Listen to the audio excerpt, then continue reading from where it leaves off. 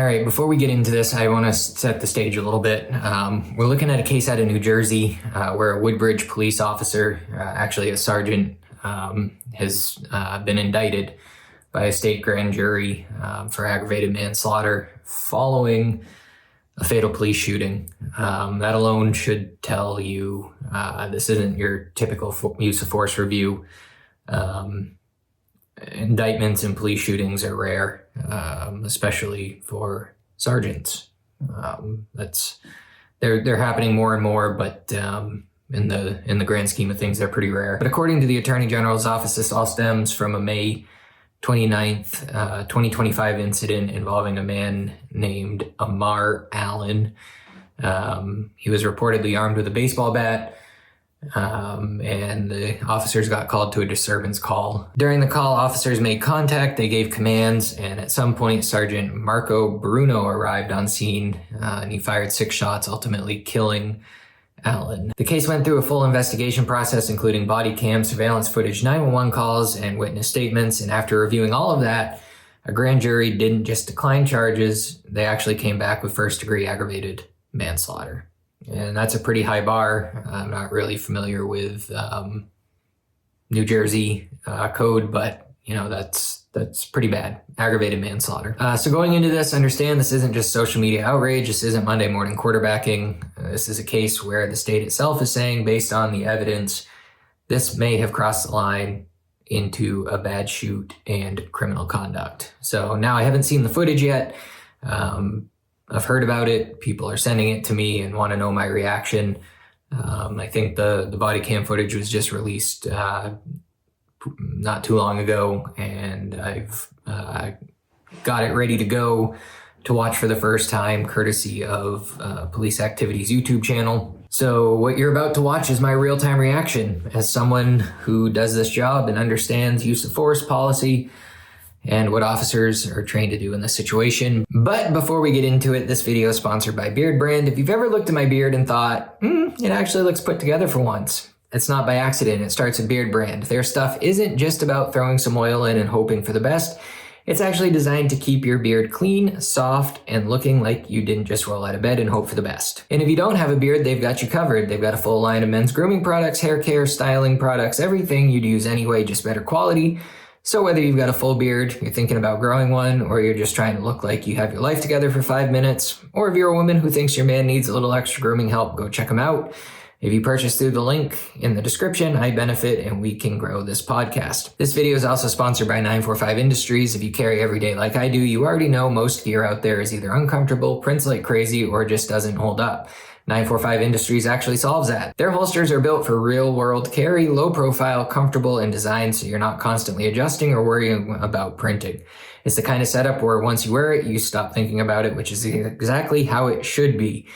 Having a problem talking today. If you've been looking to upgrade your setup, go check them out. Use the link in the description below. Again, if you purchase through my link, I'll get paid and I can make this podcast better. And lastly, if you're not into men's grooming products or you don't carry, you can support this podcast by leaving a tip in the virtual tip jar or buying M. Connor's CPD merch. Both are linked in the description. So now, without further ado, I'm going to be looking at my screen, which is here. So I probably won't be making eye contact with you much, but here we go. Again, this is courtesy of Police Activity's YouTube channel. All right. Put the fucking bat down. Put the fucking bat down. Put the fucking bat down. Drop the bat. Put the fucking bat down. Okay, verbal commands. Don't know we need to be using language, but... Put the bat down.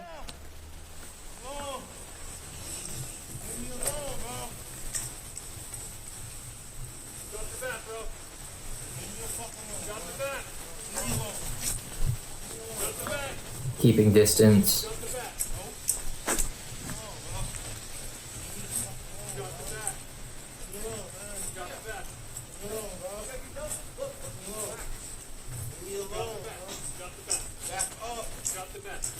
I think they might be a little bit close, but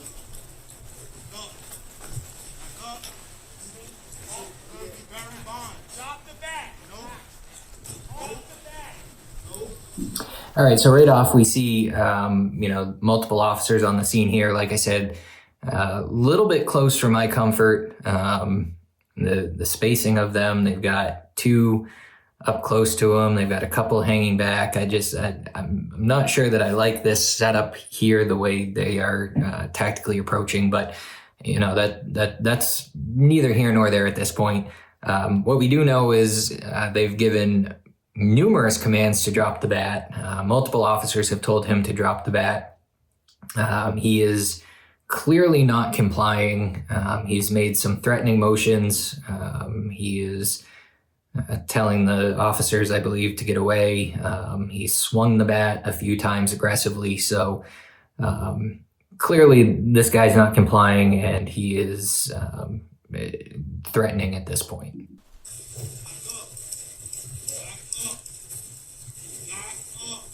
Keeps telling the officers to back up.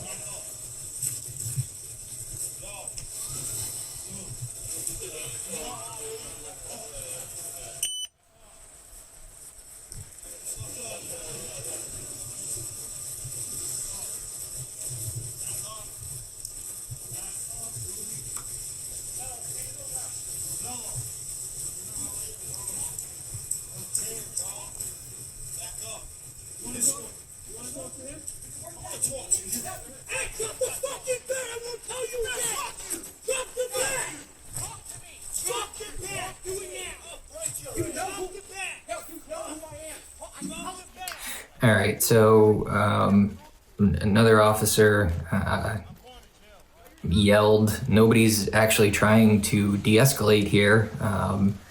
They're just continuing to yell, drop the bat, amp it up a little bit. Clearly he's not dropping the bat, so it's time to try something else. One thing I've noticed here, it looks like this guy's got a taser, but maybe it's not. Maybe this department doesn't have tasers, but they're definitely close enough to tase him, and nobody's tried that. He does not have thick clothing on. He does not have a jacket. I would think trying less lethal might be worth it at this point, but instead we're just gonna not try to de-escalate and keep yelling the same thing over and over. That's clearly not working, and amping him up more.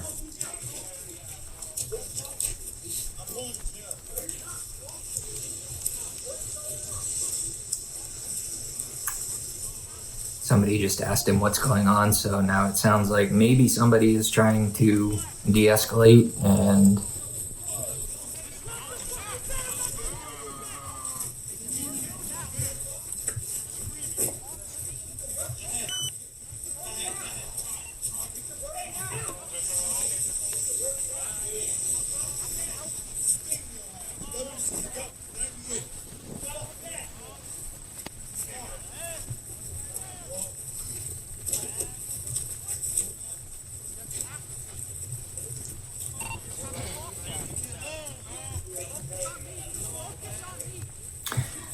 a few seconds ago, he said that he was going to jail, and one of the officers said, "No, you're not." It might have been de-escalation. Maybe they're not planning on taking him to jail. Maybe they're just trying to take him to the hospital for an evaluation, but never really liked it when they lied and said, "No, you're not," if they do plan on taking him to jail, because then you've lost trust. So this happens again, he's not going to believe you. Seems like nobody on the scene has any sort of crisis intervention training or de-escalation techniques.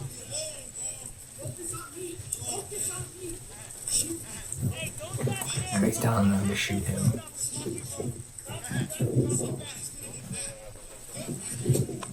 Now he's threatening somebody's gonna get batted.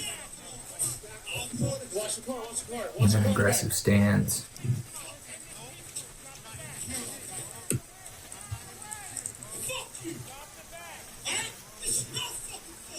What are we doing? Yo! Get out of the way! Get out of the way! Don't know why we haven't tried tasing him yet. Or spraying him. Get out of the way! Or something. Because they're pretty close.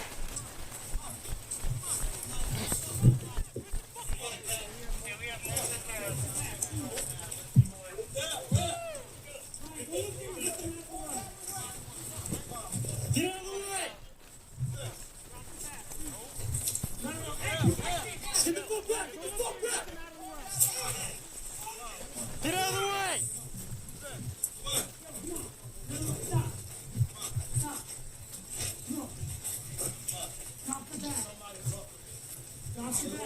Janelle, turn around!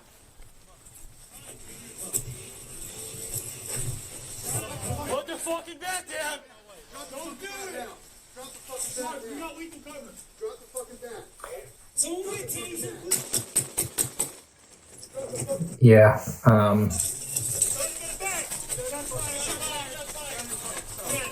that was unbelievable. That was nothing changed to escalate that into a deadly force situation. In fact, there was less reason to use deadly force there than there was in other situations. Here we are from a different angle.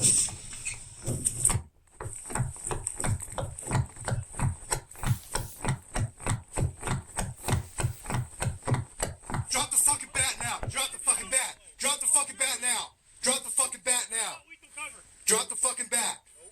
Drop the fucking bat. Drop the fucking bat. That was Get on your fucking murder. stomach. Get on your fucking stomach now. I am usually one to defend law enforcement officers, but this is flat out wrong. He arrives on scene, walks up. The guy is just standing there. Yes, he's got the bat. He's not even swinging it at this point. And he tells him with zero emotion, like this was all choreographed, like he knew what he was going to do. He gets out, says, drop the bat, like he's annoyed, says it 4 or 5 times, and then just fires off 6 rounds at him. This is not police work. This is, I don't even know what this is, but this officer deserves jail time, and I'm going to leave it at that. All right, so let's talk about this for a second. So allegedly, this guy just hit someone with a bat. So this isn't one of those situations where you can just be like, let's just let him wander off into the night.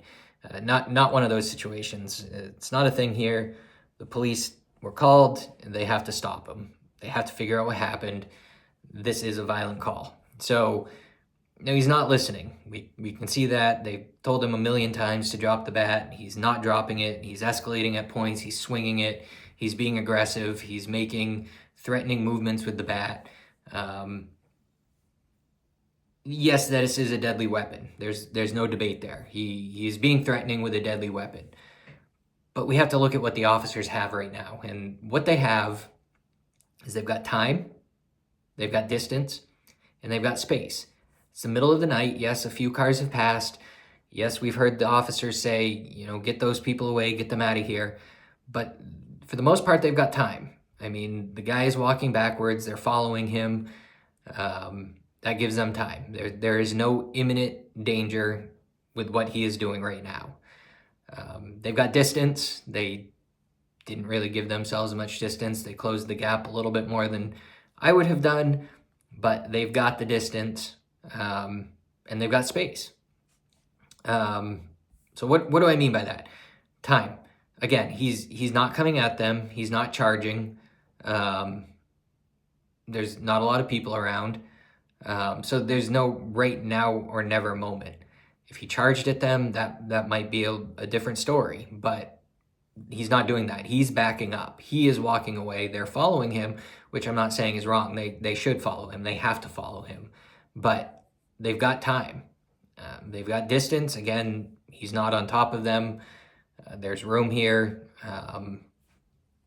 They're getting close, but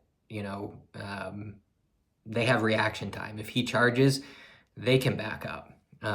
So if things change, there is distance, there is time, and there's space. Look around. It's dead out. Again, there's a few cars, but there's no crowd. There's no bystanders running around trying to get themselves involved. So right now, they are in control of this situation. And this is actually about as clean of a setup as you're going to get on a call like this. They probably should have tried less lethal. They should have tried taser. They definitely got close enough, as I said. They could have tried pepper spray. They could have tried some sort of projectile round if they have it, like a beanbag. I don't know what this department's equipped with, but they didn't try anything. Sergeant just shows up, gives him a few commands to drop it, says it very monotone and nonchalant, like it's almost like he knew what he was going to do from the beginning. Just drop the bat, drop the bat, drop the bat, and then fires off 6 rounds. So what I just watched was murder. I don't know what the statute is for manslaughter versus murder, but that to me was 100% murder. And I like to give cops the benefit of the doubt. I don't usually side against cops, but I do side against bad cops. And this, I don't know this guy. He might not be a bad cop, or he might not be a bad guy, but he is a bad cop. And that was a very, very, very poor decision. And unfortunately, it cost somebody their life. So I'll leave it at that.